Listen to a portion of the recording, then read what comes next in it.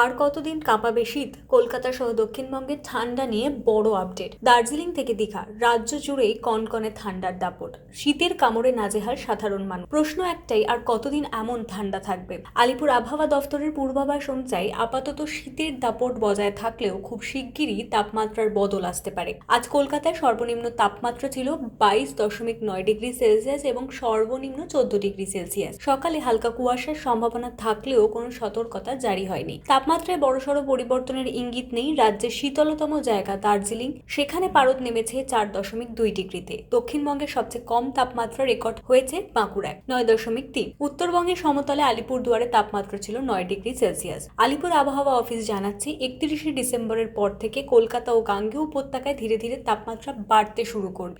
3রা জানুয়ারি কলকাতায় সর্বনিম্ন তাপমাত্রা 16 ডিগ্রির আশেপাশে পৌঁছতে পারে। দক্ষিণবঙ্গের জেলাগুলিতে একই ছবি দেখা যাবে, তবে উত্তরবঙ্গে আপাতত তাপমাত্রা বিশেষ কোনো পরিবর্তনের সম্ভাবনা নেই। সেখানে কনকনে ঠান্ডা আরও কিছুদিন বজায় থাকবে।